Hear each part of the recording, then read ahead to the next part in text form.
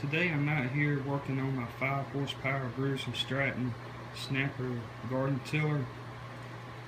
This one, I believe it was made either in the 60s or 70s. I had gotten it from my grandpa. It's been a couple years since it's ran. I've ran it many times, but past couple years I haven't had a garden. So now I'm trying to get it back running. When I pulled it out, I'm not getting it to run. So today I'm going to be determining whether it's a fuel system failure, ignition system failure, or a mechanical failure. First thing I'm going to do, I'm checking to see if it's got compression.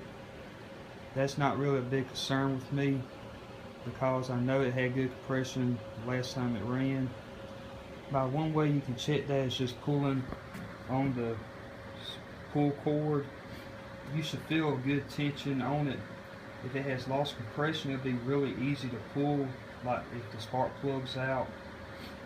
If you've owned it for a long time, you've ran it before, you should know how that it feels. If you buy one that's not running and you're not quite sure, it's a good idea to get a compression gauge and take the spark plug out, put it in, and then pull it a few times, check the compression. On an engine this old, I would suspect for it to have around maybe about 70 psi compression. I'd say between 60 and 80 would be somewhere good for this kind of engine that it should run. But I didn't try pulling it. It feels just like it did since the first time I used it 15 years ago. So that's really not a concern of mine.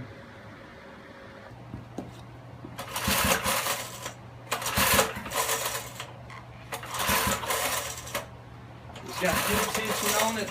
Feels like it's got great compression on it for an engine this old. The next thing I'm going to check for is a fuel system failure. If the carburetor's gummed up and not allow fuel to go through it properly, or you got the jet stopped up, it's not going to run. But if you pull the air breather off and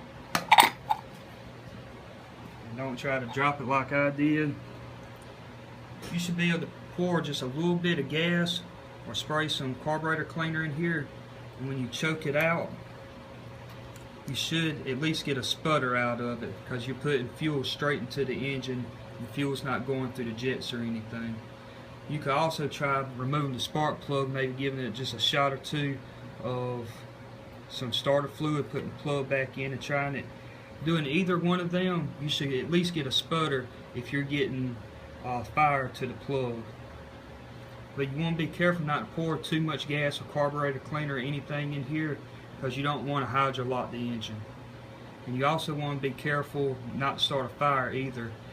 I personally would rather use carburetor cleaner than gas, because by putting gas in here, you're subject to getting a backfire to it, and you could get a little explosion in your face. Before I go any further, I'm just going to take this belt loose around this pulley, just so it ain't got so much tension on it where it's wanting to pull the blades while I crank it. Alright, I'm going to open the choke up, have it open, give a couple of shots of carburetor cleaner in there, close it up, make sure you got the throttle wide open. Throttle's wide open, and give it a couple pulls, see what it does.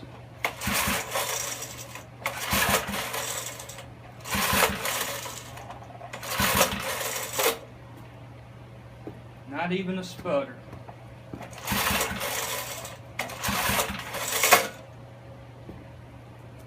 So that's got me thinking that I do have a problem with the ignition system. So that's the next thing I'm going to check right now. One way you can check the ignition system is by removing the spark plug. Once you have it removed, put it back in your boot and take somewhere on the threaded area a spark plug on the side of it. While you got it plugged up, hold it against some bare metal somewhere on it to ground it out, and give it a couple pulls and watch for the spark. Something that's much easier to use is one of these spark testers.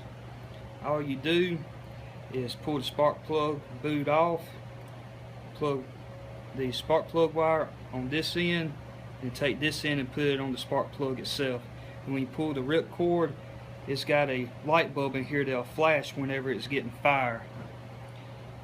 If you do this and you see you getting fire but it's still not running, then go back, remove the spark plug, and do that test I was telling you about earlier, because more than likely you got a bad spark plug itself.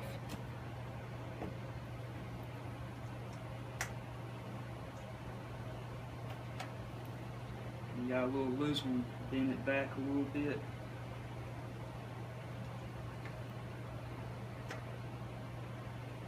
That's on there. Alright, now here it goes.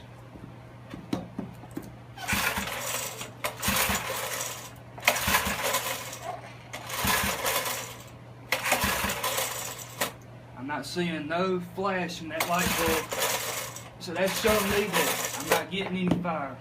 Now I'm going to turn the lights off and let you see it in the dark so you can see whether that light's flashing or not, because it can be hard to see with the lights on.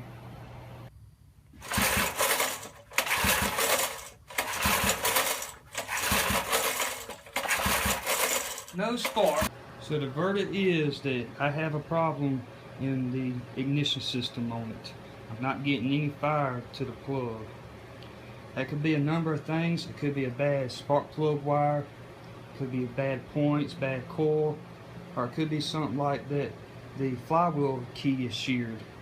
All that'll cause it not to fire also. So now my next step is going to be digging into it and figuring out what's the problem. This process will also be very helpful on any brand or make tiller or small engine that you have.